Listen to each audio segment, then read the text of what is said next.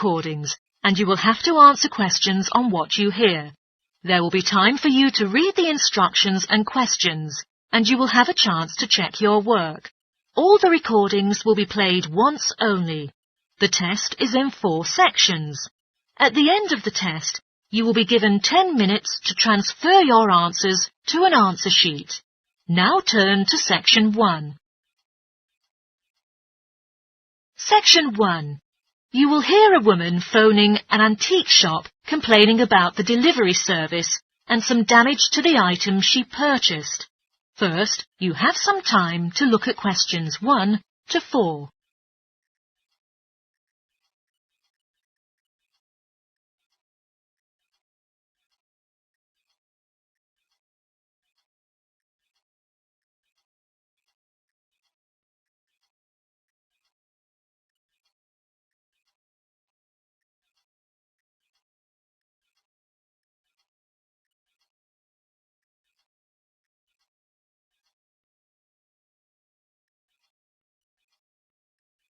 You will see that there is an example which has been done for you.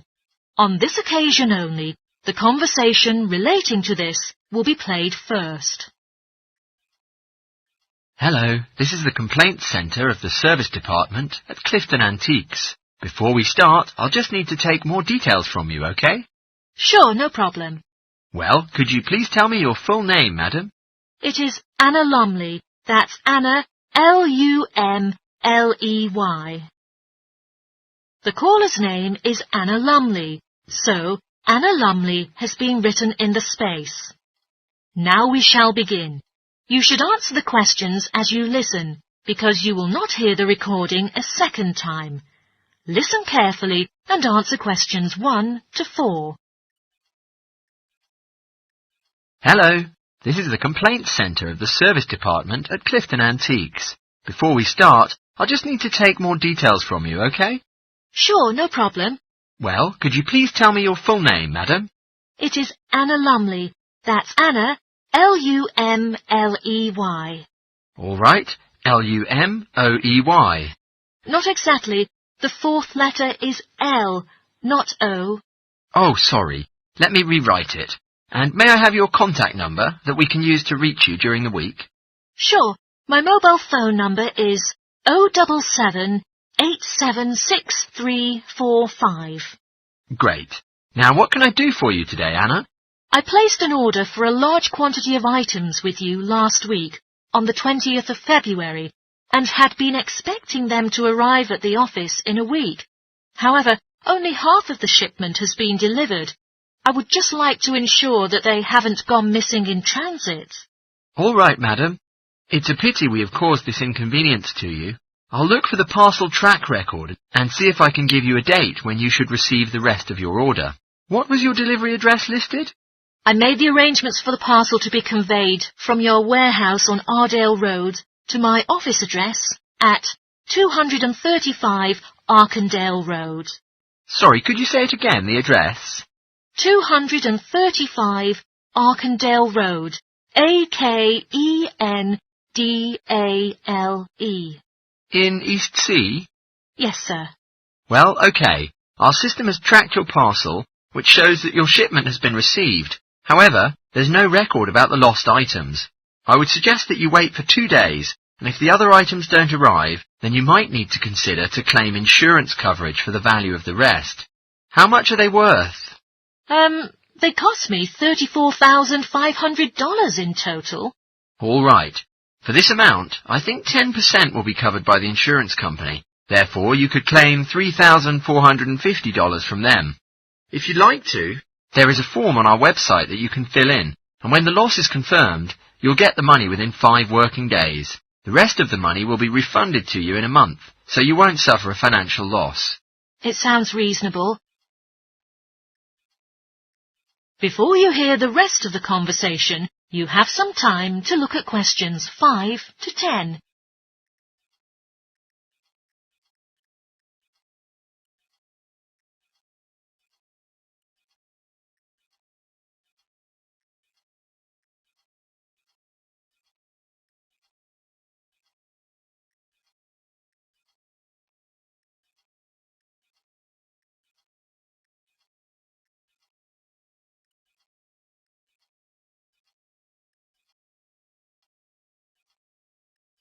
Now listen and answer questions 5 to 10. Yet it is necessary to make a list of your lost items so we can recheck it against our records. Is that okay? Of course, okay. It is unfortunate that a few of the missing items are one of a kind and thus irreplaceable. Also, there were many small items that aren't very valuable, like lamps and chairs. However, there was a large item of antique furniture and a bag filled with first edition books, which was some of the first ever to be printed on a press. Right, okay. Anything else? Yeah, there was also some important items. A Victorian rocking chair for my daughter, some large oil paintings originating from the Edwardian period, and a few decorative fruit bowls. Right. Okay. I've taken down the list of these missing items, so I'll call the warehouse to see if any of them are still there. Ah, I almost forgot. There are several other pieces that I've spotted on your website and wanted to order. May I do that now? It is definitely okay. Would you tell me a little about the items that you're looking to buy? There is a gold clock and a golden-framed vintage mirror. Okay, perfect. The charge will be taken from the payment card that you used before. You can expect them to be delivered within the next week. Is there anything else that I can do for you today?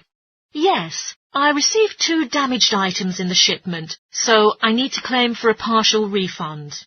Oh, sorry. I need to know more about the details of the actual damage over the phone line before you put in a full report. What kinds of pieces are damaged? A drawer is missing from the antique mahogany desk, and I also spotted a dent on one of the corners, so it's basically unusable. I see. Do you know how much it will cost to repair it? No. Well, I don't think it's repairable. I will have to buy a new one. Sorry. I'll take a note of that and see what we can do for compensation. Anything else? I also purchased a set of dining chairs with navy leather padding. However, the colour is faded and one of the legs has completely split down the middle. Okay. Are there any other damaged pieces? Yes, there is a set of Chinese crockery to furnish my dining room table, but when I opened the case, I found that a cup was lost and that some plates had smashed. 4, actually. And is that all of the items? Yes, I think that's all. Right. I'll estimate the value of the damage and a refund will be issued. Okay. Cheers for your great help. No problem. My pleasure. Goodbye. That is the end of section 1. You now have half a minute to check your answers.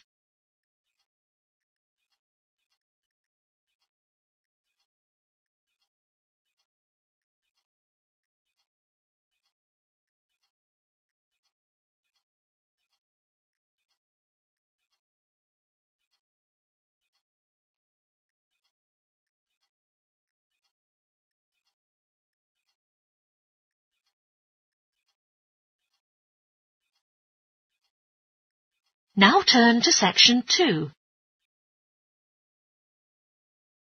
Section 2. You will hear part of a broadcast for tourists about the popular holiday region called the Trelloa Valley. First, you have some time to look at questions 11 to 14.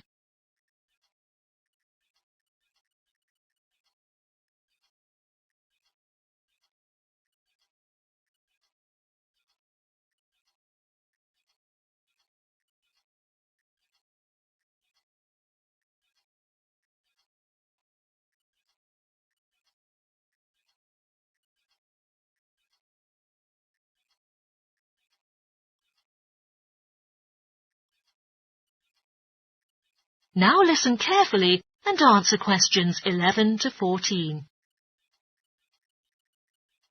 An unspoiled, splendid scenery takes its shape in the valley and estuary of the River Trelloa, abundant with wildlife, as well as views of historic interest.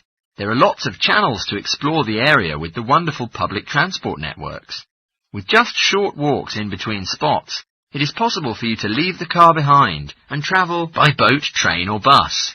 There is the Trelloa Valley passenger ferry running between villages, alongside the river estuary, and serves as a link with the train station at Barry, from which it takes only a 10-minute walk from the riverside village of Carlton. In the past, the main transport way in the area was the river, and as in the past, the ferry timetable varied from day to day according to the time and height of the tide. The ferry is also seasonal, usually running its business during the period between April and September, depending on the weather. Visiting our website, www.treloarferry.co.uk, it's convenient to download the timetable. If you would like to relax and enjoy the wonderful scenery, just take a river cruise to Carlton and back from the nearby city of Plymouth. Visitors were carried along the same route by steamships in the past. Queen Victoria and her family also enjoyed such a trip in 1856. Today, it takes you a few hours to do the journey. The round trip only lasts for 4 to 5 hours, varying in terms of the tides and weather. You can travel upriver by boat and return to Plymouth by train if you prefer. There will be wheelchair access on all the cruise boats and trains. For more information and departure times, please ring Plymouth Boat Cruise on 01752 823 104. Trains travel between Carlton and Plymouth many times a day, with different stations in between throughout the year. Local commuters as well as visitors who fancy the lovely scenery prefer to use the service. The highlight of the journey is going across the river on the amazing viaduct, which was constructed in the early period of the 20th century, and it towers 120 feet over the water.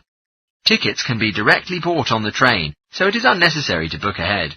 You can reach National Rail inquiries by phone or online for more details about fares and timetables. The bus service is now linking all train stations and villages in the zone, especially for holidaymakers. There is a Rover ticket, including unlimited journeys, which can be used on weekends and national holidays. The Rover ticket offers great value for money and is now even cheaper than it was last year. For adults, a ticket costs £5.50 per day. For senior citizens, the cost is £4.50, and a family ticket for up to 5 people only costs £12. You can purchase tickets on the bus. Before you hear the rest of the talk, you have some time to look at questions 15 to 20.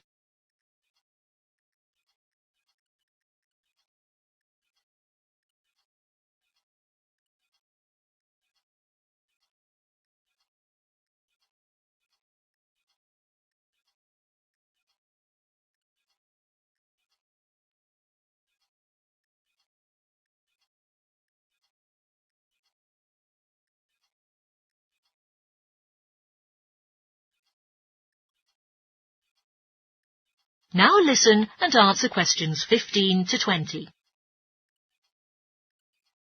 At the centre of the Treloar estuary area is the historic riverside village of Carlton. The main road comes into the village from the south, and for those who are riding by bus, it turns left just before the bridge and stops in the lay-by on the left-hand side. From there, it's just a short walk to Carlton's various attractions. If you're arriving by car, you have to leave it in the main car park. Go over the bridge, take the first turning on the right, then go on until you come to the end of that road. It's the only place to park in Carlton, but there's no charge. If you're interested in local history, there's a museum in Carlton with farming, fishing and household implements from the late 19th century. As you come in from the south, cross the river and go straight on the same road until you reach the end. Also on the subject of history, you can go and see the old mill, which has recently been renovated and put back into use. Turn left before you come to the bridge, then go straight on and take the first turning on the right. This leads straight there. If you're interested in arts and crafts, there's a potter's studio where you can watch the artist at work. After crossing the bridge, turn left and it's the second building on the left. Finally, when you're in need of refreshments, there's a cafe opposite the old boathouse and a picnic area near the mill. That is the end of section 2. You now have half a minute to check your answers.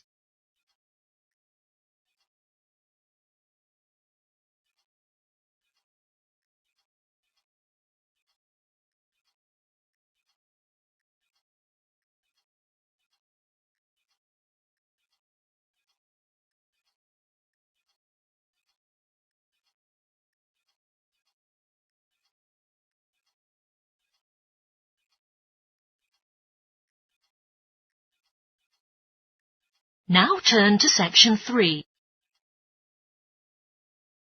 Section 3. You will hear 2 students who are taking a research methodology course, a girl called Lila and a boy called Jake, having a seminar with their tutor. First, you have some time to look at questions 21 to 24.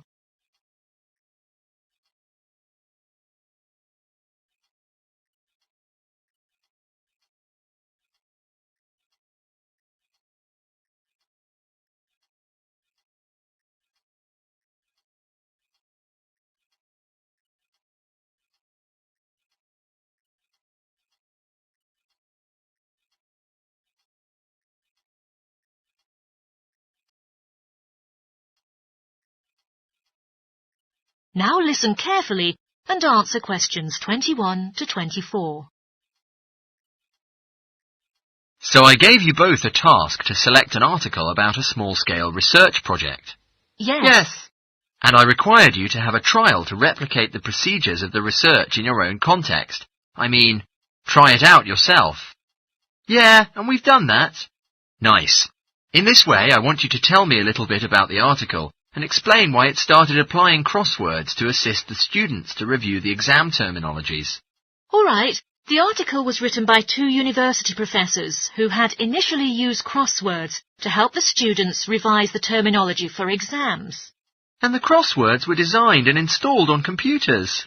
And we selected the article because, though we weren't familiar with the technique, it seems an accessible topic. You know, using IT to design crosswords for higher education. That's a good reason. So both of the professors would like to see how well this innovation was received by their students. Yes. So what has been going on with your reproducing the research? Well, we collected a series of some terms from our own modules and put them in a list. Then we designed a crossword to revise them. Then we invited some of our classmates to try out our crossword and then ask for some feedback from them, you know, like their feelings, views, as well as some suggestions about using this technique. Did you find it easy to have people participate in it? Not really. First, you know, it was actually hard, but later when we convinced them by talking about the actual benefit that they will get from participating in this research on preparing for an exam which is coming up later this semester. It functioned. Great. So how did you get the feedback from the students that tells you their thought about the crosswords? By a questionnaire. There were 2 pages in the original questionnaire, and it included lots of X-linked questions. But the whole section about difficulties using IT is now out of date. Even the questionnaire had just been finished a few years ago. So, have you done a shorter version? Sure, and then we emailed it to 40 students and received 28 replies. I was disappointed by the fact, but this was a relatively good result. I mean, the responses we got from them were well written. You know, people did take a lot of care with them. But I was still taken aback with the low numbers. Yes, for an apprentice researcher, it's an important lesson to learn.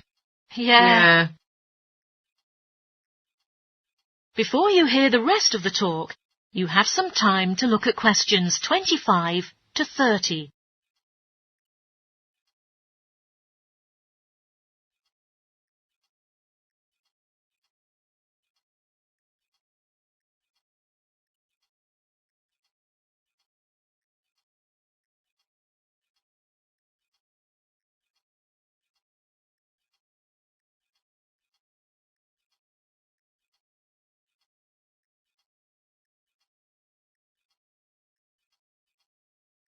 Now listen and answer questions 25 to 30. So what was your result? Well, basically their feedback was extremely positive. The students said that crosswords on a computer really helped them not to get distracted and stay focused on the work in hand, which is better than other ways of doing the revision that are often disturbed by other things. Yeah, that was really clear, but I was struck by the fact that they hardly featured having fun in their responses, nor did anything to do with spelling of hard words, which I thought would apparently be a benefit. No? Okay. The responses also said that the crosswords hadn't really prompted their general motivation to study, but it had highlighted the gaps in their memory, so they could figure out what kind of work was necessary to do further. Right. So how did your findings compare with those done by the original researchers? There were a couple of similarities, but we still found 2 primary differences. Compared with females, more males liked the technique, yet the original findings were the reverse case. Also, our respondents said they wouldn't mind doing a crossword in the final official exam. Even in the original study, it showed that even if crossword makes exams shorter, they would not like it to be included. But for informal purposes, of course, both sets of respondents said doing more crosswords would be of great interest to them, like revision and so on. Right. So let's think about the whole project and what you've learned from it. Well, it really took a long time. Yeah, and I don't think we handled that aspect well. It could have gone worse. I mean, there was not much data collected, so we didn't have to spend ages dealing with it. And since we'd already done a course on numerical data processing, there wasn't much new for us. Yeah, definitely. Anyway, I think the questions we designed were good, so that the data we collected was manageable. Yeah, it really helped having the original study to guide us, as it were, and that helped us to see what a good instrument research is. What questionnaires should be like? Absolutely, we got a lot from that. But when we were writing up the project, we weren't sure on how to acknowledge the work of the original study. You know, our referencing. No, that's what we both need to learn in the future. Actually, that part's been great, finding ways to share and support another person. That's the real plus from the project, learning ways to do that. Well, it's obviously been very successful. That is the end of section 3. You now have half a minute to check your answers.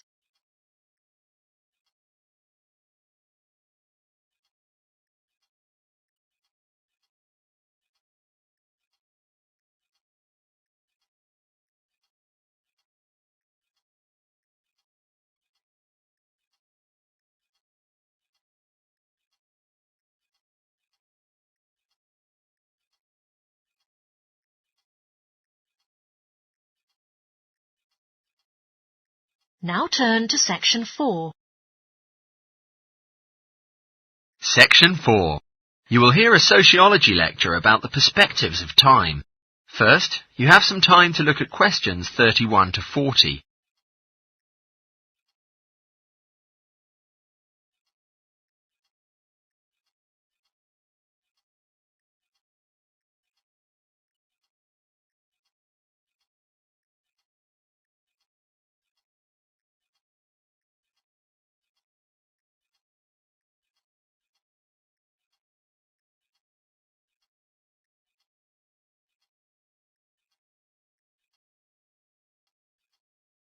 Now listen carefully and answer questions 31 to 40. Today, I would like to share something with you about time. Particularly, I'll be looking at the way we think about time and how these perspectives of time structure our life. Social psychologists have pointed out that there are 6 ways of thinking about time, which they regard as personal time zones. The first 2 types of time zones are based in the past. Past positive thinkers usually spend a major part of their time looking back to the past, which means they're in a state of nostalgia, where they fancy remembering moments of happiness, such as birthdays, marriages, and important times of success in their lives. They are those who have the habit of keeping family records, books, and photo albums. The kinds of people living in a past negative time zone are also absorbed by earlier times, but they concentrate on all the negative sides of a life picture, such as regrets, failures, or poor decisions. They spend plenty of time imagining what life could have been. Then, it is those who live in the present.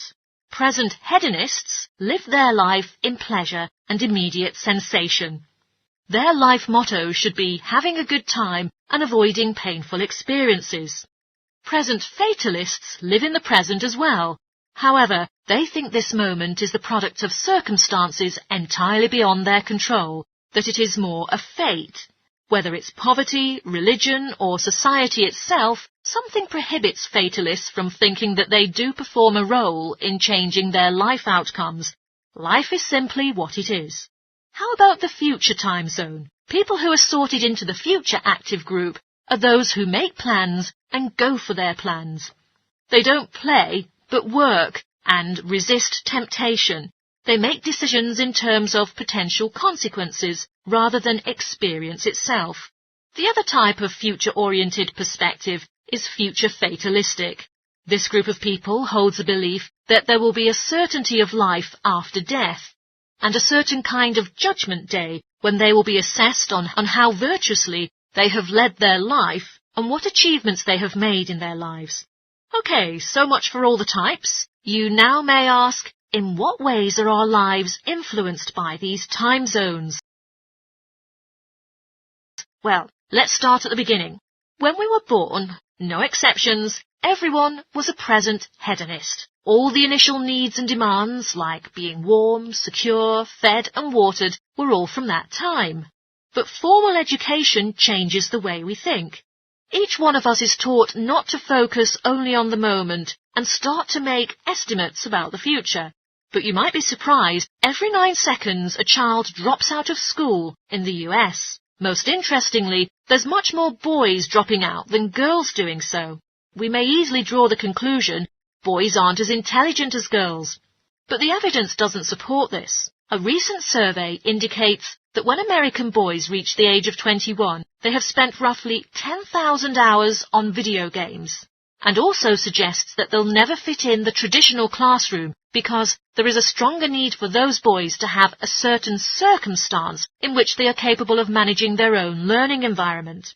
Now, let's move on to how we do prevention education. All kinds of prevention education are usually targeted at the future time zone. We say, don't smoke or you'll get cancer, get good grades or you won't get a good job. But as for present-oriented kids, it doesn't make sense. Though they do know the potentially detrimental consequences of their actions, they insist on how they behave because they're not living for the future. They are in the present right now. Logics won't be helping, and it's no use reminding them of potential fallout from their decisions or previous judgment errors. We have to get in their minds just as they're about to make a choice. How we value and use our time is greatly influenced by the time perspectives we have. When Americans come across a question about how busy they are, most of the interviewees usually report being busier than ever before. They admit to sacrificing their relationships, personal time and good sleep during nights for their careers.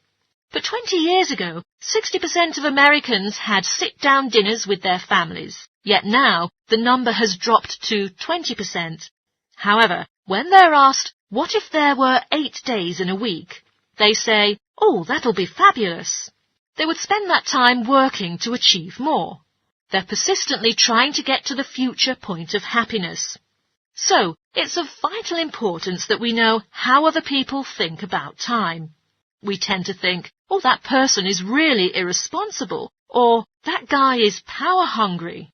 But often, what we care about is not the fundamental personality differences, but only various approaches of thinking about time. Rather than distinctions of characteristics, seeing these conflicts as differences in time perspectives can promote more effective cooperation between people and get the most out of each person's individual strengths.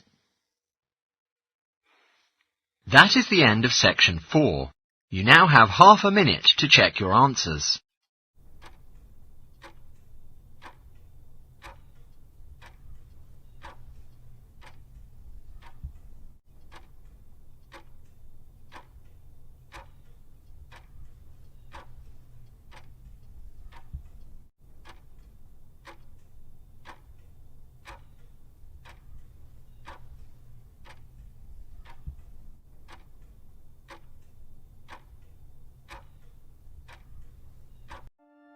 That is the end of the listening test.